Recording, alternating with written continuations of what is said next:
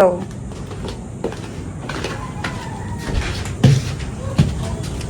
ayan, mga kalaro, dito pala kayo. So, welcome to my channel. Ito yung first vlog ko sa YouTube channel. No? So, ayan, yun, dito na kayo sa loft namin. Ito yung Flyers loft natin. So, ginawa natin itong channel na to para syempre makatulong sa mga newbie. So, dito i-update ko kayo sa mga nangyayari sa loft ko. At the same time, bibisitahin natin yung mga idol nyo. Bibisitahin natin yung mga magagaling sa pigeon industry. At also, syempre, mabigyan ko kayo ng mga bagong mga techniques. No? So dito, sa loft natin, gaya ngayon, yung first vlog ko dito sa YouTube channel natin, ipakikita ko sa inyo kung ano itsura ng Flyers loft natin, ano design, ano purpose. Syempre, mga newbies dyan, yung mga gusto magsimula, mapakita ko sa inyo. So, matulungan ko kayo sa pagsimula sa pag-iibon, masayang-masaya na ako, no? So, kaya, mga followers natin dyan, mag-follow na kayo, mag-like, subscribe, saka sa Facebook natin, huwag nyo kalilimutan, RY4 Loft and Game Farm. So, dito, pakita natin yung loft natin. So, dito, ito yung Flyers loft natin. Itong Flyers loft natin na to, na paggawa natin to dahil sa panalo ng ating ibon na si Cindy 52. So, complete locking siya ng south. So, itong Flyers loft natin, inspired to sa, pakita mo, sa labas. Inspired to sa loft ni Sir Russell Baldago, saka syempre ni Idol Ex Machina. So yun nagturo sa atin mag-ibon, 2010 pa yun. So ako si Odi Mendiola, RY4 Loft. So nagsimula ako mag-ibon 2010 pa lang. So mamaya pag-usapan natin yan. Pakikita ko lang sa inyo yung Flyers Loft natin para may idea kayo. So pag yung mga nagsisimula gustong maggawa ng loft, ito magandang gawin nyo. So ito yung hallway natin. So pag ito yung hallway natin, para pag titingnan natin yung mga ibon natin, madali natin makita na walang gambala. Kasi pag nandiyan sila sa loob, nakasara to, relax na relax sila. No? So ito yung super trap natin. Dito dumating ibon. Pagdating na ibon, dito papasok. So hindi pa tayo naka-i-clock, so nilalagyan natin ng lock yan. May ipit yung ibon dyan, kukunin natin, makuha na sticker, ilagay natin dyan, scratch, may kaklak na natin. So ginawa talaga natin stainless para yung durability matagal, no? So kagandahan dito, so kapag nandiyan na yung mga ibon, yung mga dumating na bago, pwede mo siyang ma-lock. So alam mo nang kakarating lang nun. Tapos pakita ko sa inyo yung loob. So ito yung loob ng loft natin. Ayan, so ito talagang sliding yung pinto na ginawa natin. So kung makikita nyo, 1 by 1 to yung ginawa natin para madali natin, para hindi mapasok ng mga maya at saka ng mga daga, no? So yan, sliding natin, made of wood. Sa iba niyan, kahoy yung ginagawa, pero sa ating ginawa natin na steel matting, 1 by 1. Ayan, tapos yung flooring natin, plastic matting. So para yung linis natin, lingkuhan. Then yung flooring natin is marine plywood.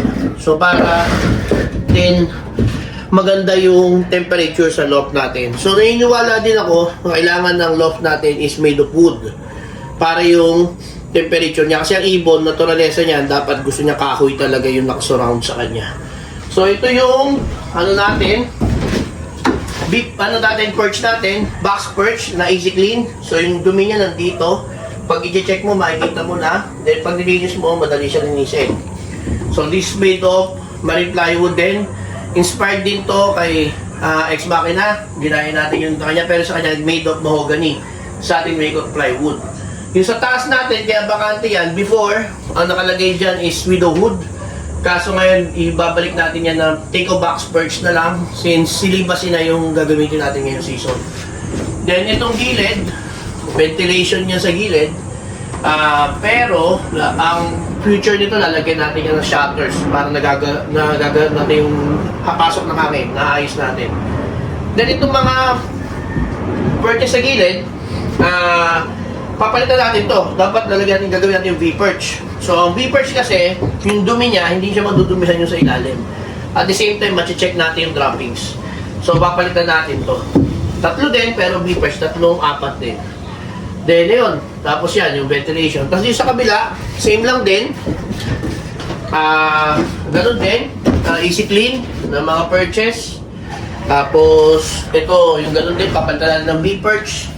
Tapos sa taas, lalagyan natin ulit ng perch, mga box perches. wherein pwede natin ikulong-kulong yung mga dumadating. Para pagdating, pwede natin ipasok doon.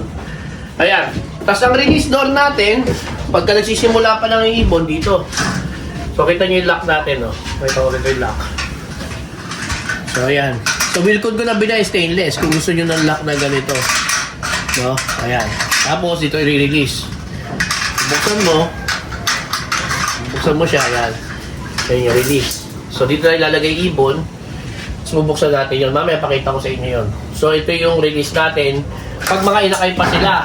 Pero kapag ka marunong na, doon na yung release niya. Sa baba. Yan sa baba. Ayan, sa baba. Ayan. Dali ka, pakita ko sa inyo. So, kapag nandito sa yung mga ibon, pupunta sila sa aviary, dito ang daan natin. So, from the hallway, papasok dyan. Pupunta natin yan. So, ito yung aviary natin. So, pakita ko sa inyo, ha?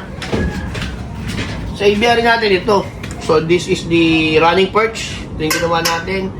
Inspired din to sa mga OLR. Sa Alegre OLR, nakita natin yung ganito. Sa loft ni Sir Russell at saka sa iba pa. So, maganda kasi itong running perch kasi nakakapag-relax-relax talaga ibon natin dyan. So, ang ginawa ko, mas nilakyan ko. Ginawa ko ng 4 inches. No? Yung lapad. Sa iba kasi 3 lang. Then, paikot talaga siya papunta dito. Kasi dito tayo nagpapaligo ng ibon dito. Yun yung ginagamit natin pampaligo ng ibon. So, kadaligo sila, dyan sila mag-relax-relax, no? Hindi ka. Tapos after doon sa punta sa aviary, dito tayo ngayon sa papuntang waiting area natin. Ito naman yung waiting area natin. Dito tayo nag-aabang. Meron pagkaya, upo ka dyan. Tapos titingnan mo, hindi ko may ipon. Ito, no? Ayan, o. Ayan. O dyan, pwede mo makita. O, yung dumating ng ibon. Gantong-ganto ako nag-aabang nung nagtakloban champion. Pak! Biglang dumating. Di ba?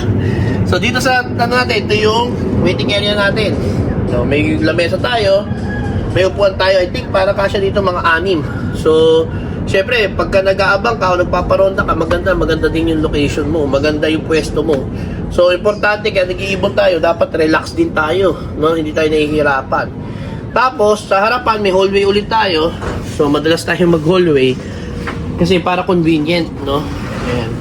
So, ito yung hallway natin. Hallway natin sa harap. Ito yung drop, ito yung natin landing board. Ayan. Diyan dumating ibon. Tapos, ayun. Ito, this one is the double door. Inspired din syempre kay Ex Machina. Nakuha daw niya to sa Taiwan. Yung ganyan, no?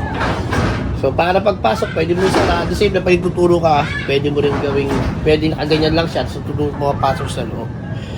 Ayun. So, dito sa loob natin, napakaganda ng view.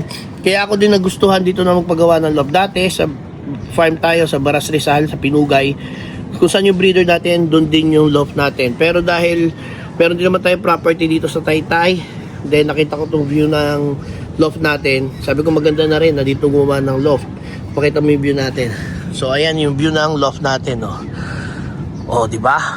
So kitang-kita dito ang Laguna de Bay. Ayan, Laguna de Bay. Ayan, Laguna yun, Laguna de Bay, ano. Ayan, Laguna de Bay, tas banda dito, Pasig, Makati. Ayan, Makati. Yung Makati, yung mga building niya, tas yung natatakpan ng puno, ayan na yung Ortigas. No, so ang ganda ng pag nag-aabang tayo dito, kitang-kita mo yung pagdating ng ibon kasi tawag dito, maganda yung view. So ayun lang for the first video. Salamat. Sana magtuloy-tuloy tayo ng panonood sa ating YouTube channel. Huwag nyo kalimutan mag-like, subscribe, tapos i-share nyo na rin sa mga gustong matuto sa pag-iibon. I will promise you na dito sa channel natin matututo kayo mag-alaga ng ibon. Tapos meron din tayo ibang alaga, may alaga ng manok. Turuan ko din kayo doon. Okay na. Bye.